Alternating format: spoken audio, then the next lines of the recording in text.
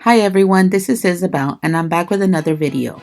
Today I'm going to be focusing on how to easily add texture to your pages. I die cut a scalloped album out of watercolor paper. Really, I could have used regular thick cardstock, but I wasn't sure if I was going to be using water with the inks. I have a lot of dies and stamps and I alternate between what I use. I don't do it on purpose, I just get lazy sometimes and don't want to reach for the big shot. But I wanted to do a different type of album this time, and I've had the big shot on my table lately to die cut my scraps. I have several dies that cut albums, so I decided on the scallop album. Once I learned how to hand stitch journals, I started making my own. That's pretty much when I stopped making albums or journals from dies. But they are awesome to work with. I use my dies all the time for my art journal pages, card making, or random craft projects.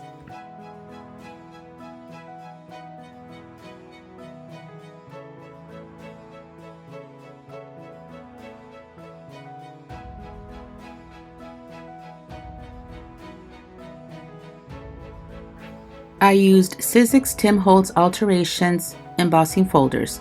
I embossed 6 pages along with the front cover. I did not emboss the back cover. For these folders, the thicker the paper, the better. I've noticed when I cut thin paper, it kind of breaks the fibers of the paper. Last week, I die cut a lot of my scraps. I was trying to use up the small scraps, so I cut a lot of the butterflies. Because of that, I will be using butterflies in every page. This butterfly die also has its own embossing folder. I did not emboss all the butterflies. Some of the paper was too thin. As you can tell, the covers for this scallop album have squares for the inner pages. I'm not sure if I mentioned, but this is a Sizzix die. Look at the texture on these pages. They look so good already.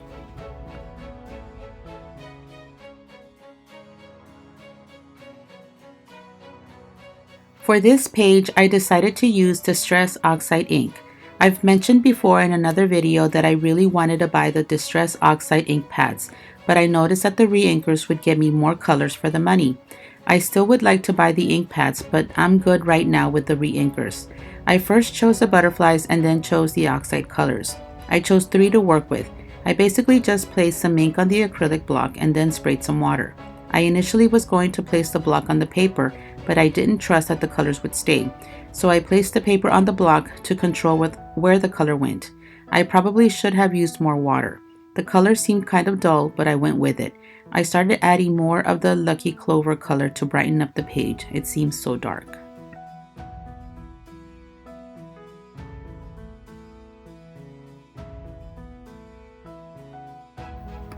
I then inked up the butterflies with some distress ink to define the edges.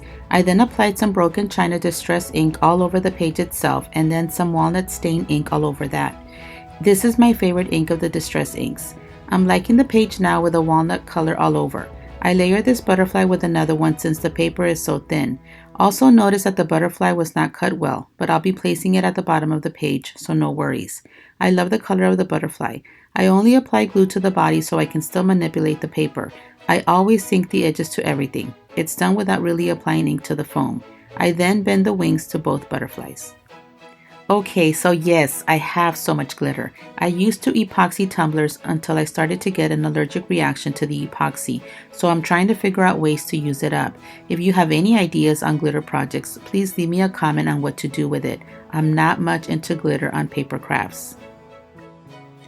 I place small amounts of glitter randomly with my finger and sprinkle it all around. As you can tell, I've also put some glue on the teal butterfly as well as the yellow one that you can't see. Yep, I put too much glitter for my liking. I'm applying some varnish to help keep the glitter in place. And now to decorate the page itself. I tried to glue the washi tape directly to the page, but the glitter was too bumpy. So I glued the tape to cardstock and cut around. I also used some thin washi on the page to balance out the page. I will now commit and glue everything down.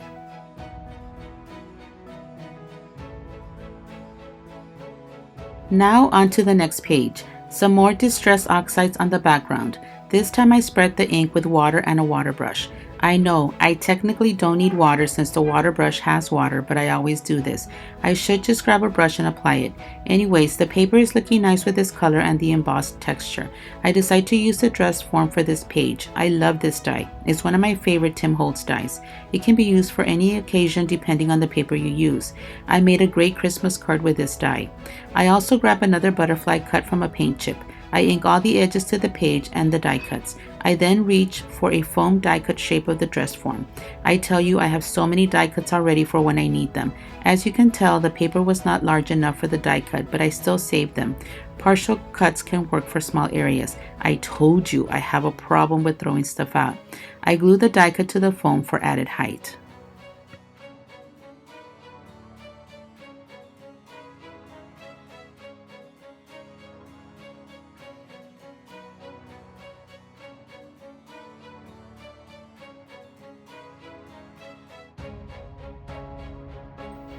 I then give some shape to the butterfly with the end of a brush. I add the butterfly to the waist of the dress form. Doesn't it look pretty? I add some stickers for the title. I really don't buy alphabet stickers, but sometimes they come in handy, especially when they are discounted. I then commit and glue everything down. Look at the dimension the foam gives the die cut. And of course, since I'm trying to use up the glitter, I grab the leftovers from the previous page, only to the butterfly. Okay, never mind. I add some to the background. Not too much, just some spots here and there. Then I decide to add some black sparkly glitter. This is looking pretty. This is my favorite page so far.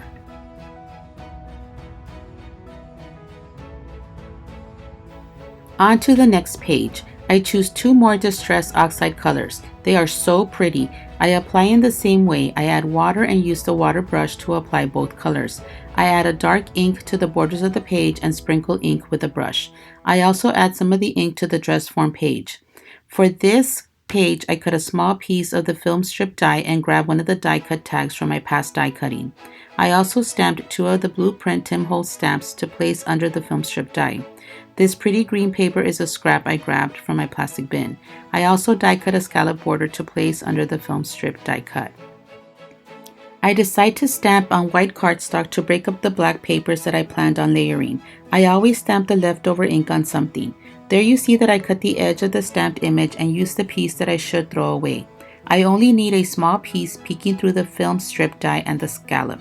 I tell you, use the scraps.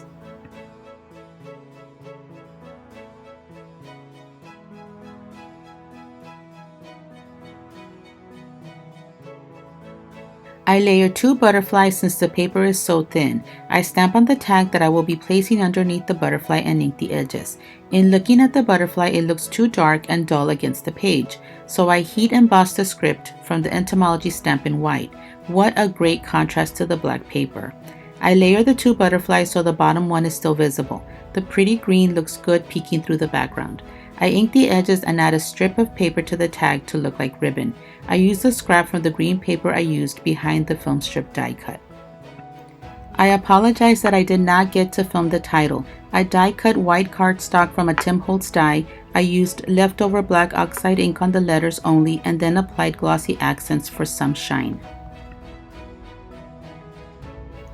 For this next page, I die cut a paper rosette. This is a really old die. You just follow the score lines and fold back and forth.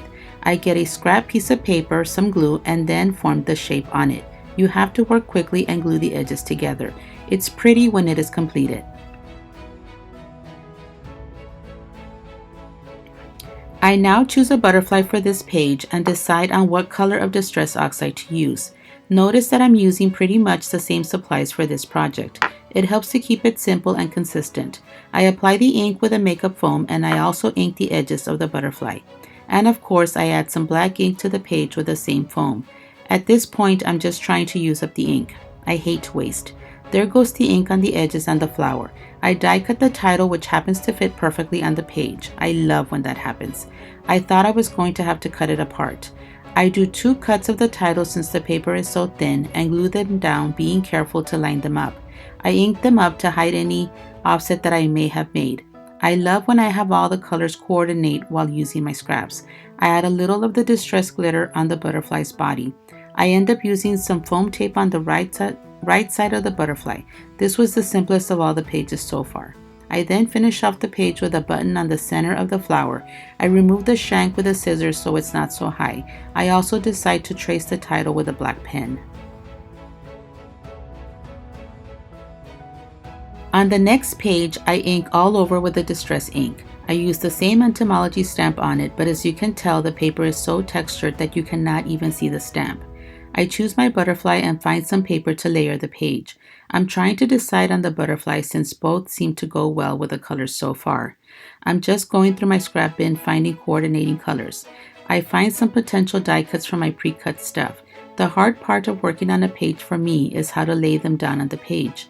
I can make decisions on what to use, but it's the placement that gives me the most trouble.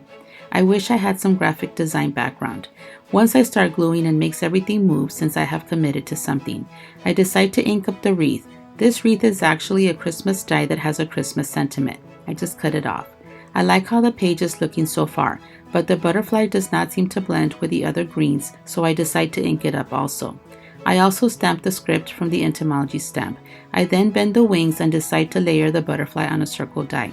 But first I also stamp the script on it and ink it in brown ink. I have a lot of patterned scrapbook paper, but when I die cut random shapes, it's always in white cardstock. This gives me more flexibility in using them. I can always change its color later. I then ink the butterfly edges and now I'm ready to commit to placement. But first I must distress the edges of the circles and wreath. I was going to place the die cut numbers, but they look too big, so I decide to stamp some small numbers on opposite corners.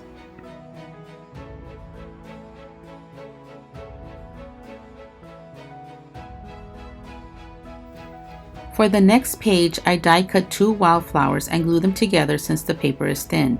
I also cut 2 leaf stems but keep them separate. I apply Distress Oxide for the background. I decide on 2 shades. I water them down and apply with a brush. I'm just trying to use up all the ink at this point. I use distressed crayons to color the wildflower and stems. When I use the distressed crayons, I just color then brush it with water. I'm pretty sure you can leave them as just crayons. I love this wildflower die. It's so pretty and delicate looking. I get some tracing paper and use the entomology stamp all over. I decide to do the whole page with the same ink for later projects. I tear off a piece for the page. I will be layering this over the main page. I decide to layer this over the page because it seems too bright for me. These colors are really not me, but I'm trying to use brighter colors in my work. So before layering the tracing paper, I ink over the page and the edges. I also ink the edges of the tracing paper and the die cuts. I also layer 3 butterflies for this page and bend the wings. I ink the edges and ink the body with a water brush. I place the glue behind the die cuts to hide the glue. I then ink and glue the quote chip and butterfly. This is the page I'm least happy about. I think it's the background colors. This is my title page. I embossed only the corners since the embossing folder was smaller than the page. I am going to place a recycled cardboard die cut underneath to thicken it up. I distress the edges with ink. I do the same with the back cover, except I did not emboss the back cover page.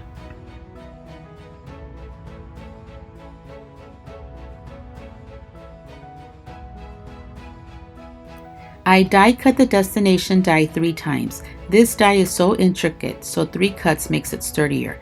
I decide to cut some of the pieces off the top one so the die cut can be in 2 colors, green and blue. I then ink up sections in their own colors. I'm not trying to be that perfect with the inking.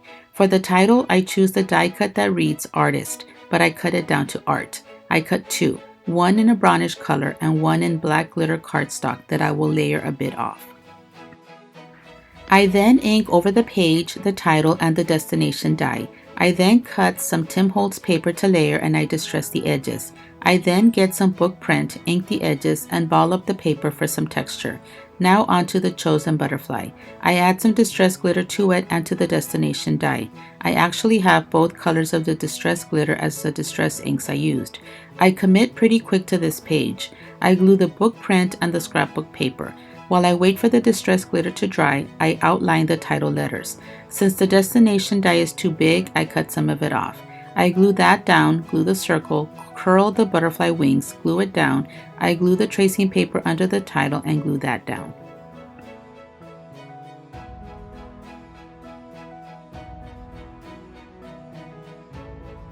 To finish off the album, I covered the backs of the album covers with scrapbook paper. And that's it. I hope you learned some new technique or found an old technique done in a different way. If you have a cutting machine such as a Sizzix Big Shot and haven't tried the embossing folders, what are you waiting for? I have found a lot of them at good prices and they add a lot to any paper craft that you're into. Thanks for watching and stay safe. Bye.